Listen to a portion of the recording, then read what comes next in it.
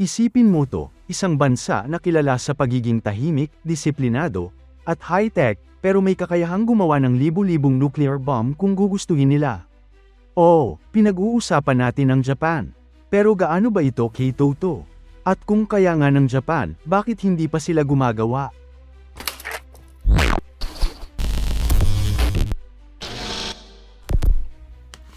At ano ang ibig sabihin nito sa seguridad ng Asia, lalo na sa Pilipinas? Unang-una, linawin natin ang pinanggalingan ng usapan. May lumabas na report na pinublish ng PLA Daily, isang military outlet ng China, na nagsasabing may sapat na nuclear material ang Japan para makagawa ng humigit kumulang 5,500 nuclear warheads. Saan galing ang numero na yan? Ayon sa report, hanggang katapusan ng 2024, may hawak ang Japan na humigit kumulang 44.4 tons ng separated plutonium. Ang plutonium ay isang critical na sangkap sa paggawa ng nuclear weapons. Sa simpleng paliwanag, kung may plutonium ka, may raw material ka para gumawa ng nuclear bomb, depende na lang sa technology at political will. Kung i-convert ang 44.4 tons na yan, sinasabi ng ilang analysts na kaya nitong makagawa ng mahigit 5,000 nuclear warheads. Para magkaroon ka ng idea, halos kapantay na yan ang estimated nuclear arsenal ng Russia, isa sa pinakamalalakas na nuclear power sa mundo. Pero teka, ibig bang sabihin ito nuclear power na rin ang Japan? Hindi ganun ka-simple. Dagdag pa dito, mahalagang maintindihan na ang paggawa ng nuclear weapon ay hindi lang tungkol sa dami ng plutonium. Kailangan din ng advanced weapon design, delivery systems tulad ng missiles o aircraft, at higit sa lahat, political decision na harapin ang global consequences. Ibig sabihin, kahit may sapat na materyales ang Japan, hindi automatic na magiging operational nuclear force agad ito. May proseso, may timeline, at may malaking risk na kaakibat. Ang Japan ay may plutonium hindi dahil gumagawa sila ng nuclear weapons, kundi dahil sa kanilang nuclear energy program. Ang plutonium na hawak nila ay galing sa reprocessing ng used nuclear fuel, isang proseso para i-recycle ang fuel ng nuclear power plants. Ibig sabihin, technically, civilian use ang dahilan kung bakit may plutonium sila. Pero dito na nagiging sensitive ang issue. Dahil kahit civilian ang purpose, ang parehong plutonium ay pwede ring gamitin sa paggawa ng nuclear weapons. Kaya nga tinatawag itong dual-use material. Kaya kahit hindi intensyon ng Japan na gumawa ng armas, nandun pa rin ang capability. Dito pumapasok ang konsepto ng latent nuclear power. Ang Japan ay isa sa mga bansang may kakayahang maging nuclear power halos overnight, kung gugustuhin nila. Hindi nila kailangan magsimula from scratch. May technology na sila, may materials na sila, at mataas ang kanilang scientific capability. Ang tanong na lang, papayag ba ang kanilang gobyerno? At dito pumapasok ang isa pang factor, ang public opinion sa Japan. Hindi tulad ng ibang bansa, ang mga Japanese citizens ay may malalim na trauma pagdating sa nuclear weapons. Ang alaala ng Hiroshima at Nagasaki ay hindi lang bahagi ng history books, ito ay buhay na alaala sa kanilang kultura at identity. Kaya kahit may strategic dahilan para mag-develop ng nuclear weapons, posibleng matinding pagtutol ang harapin ng kahit sinong leader na magtatangkang baguhin ang policy na ito.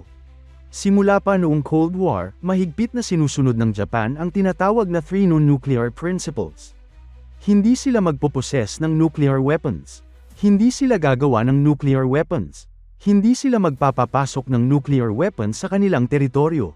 Ang policy na ito ay malalim ang pinanggagalingan, lalo na sa kasaysayan ng Japan bilang nag-iisang bansa na tinamaan ng atomic bomb noong World War II.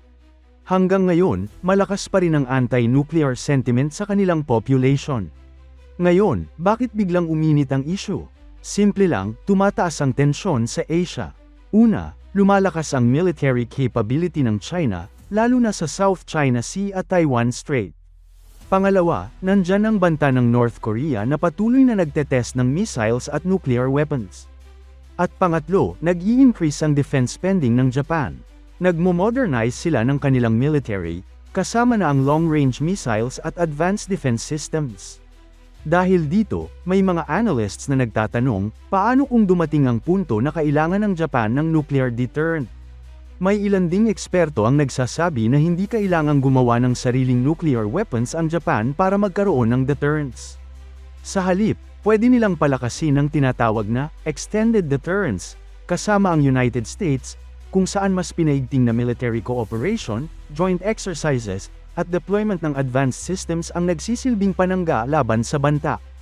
Sa ganitong setup, napapanatili ng Japan ang kanilang non-nuclear stance habang pinapalakas ang kanilang depensa. Technically, oo, posible. Pero politically at diplomatically, sobrang komplikado.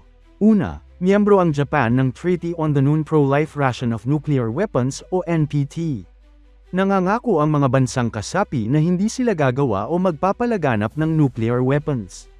Pangalawa, kaalyado sila ng United States na nagbibigay ng nuclear umbrella.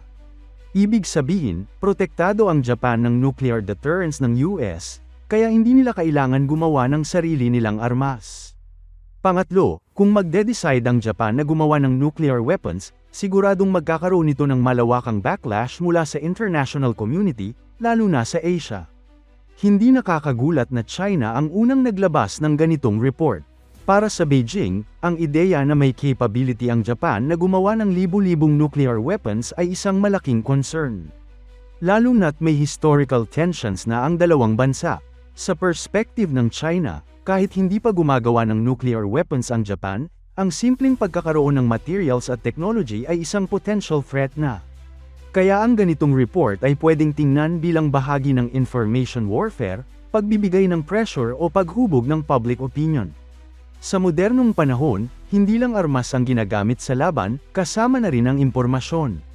Ang paglabas ng ganitong klaseng ulat ay maaaring may layuning e-shape ang perception ng publiko, hindi lang sa China kundi pati sa international community. Kapag mas maraming tao ang naniniwala na posibleng maging nuclear power ang Japan, mas tumataas ang tensyon at mistrust sa rehiyon, kahit wala pang konkretong aksyon na nangyayari. Ngayon, ang tanong, bakit ito importante para sa atin? Ang Pilipinas ay nasa gitna ng Indo-Pacific region, isang lugar na lalong umiinit ang geopolitical competition.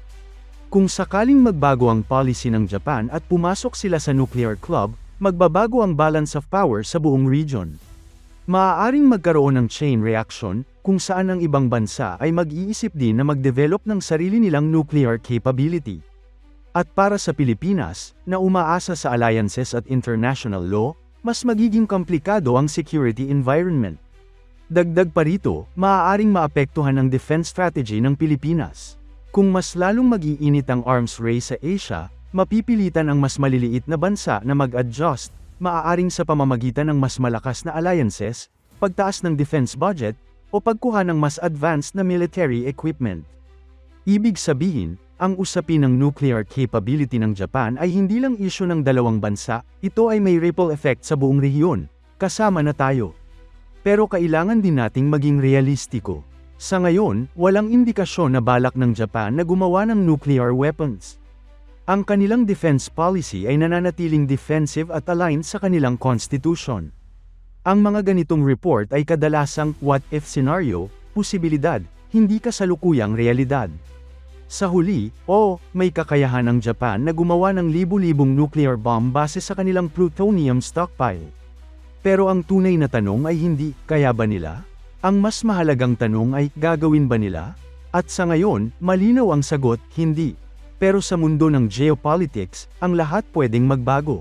History has shown na ang mga bansang may capability ay minsan napipilitang magbago ng policy dahil sa shifting threats. Ang mga desisyon na dati ay imposible, nagiging posible kapag nag-iba ang sitwasyon. Kaya kahit na stable ang posisyon ng Japan ngayon, hindi ito garantiya na mananatili ito habang nagbabago ang balanse ng kapangyarihan sa mundo. Kaya habang umiinit ang tensyon sa Asia, ang ganitong mga usapan ay hindi na lang basta theory, kundi posibleng maging bahagi ng hinaharap na kailangan nating bantayan. Kung gusto mo ng ganitong klaseng analysis tungkol sa defense at geopolitics, lalo na kung paano ito nakakaapekto sa Pilipinas, siguraduhin mong nakasubscribe ka. Dahil sa mundo ngayon, ang impormasyon ay hindi lang kaalaman, ito ay depensa.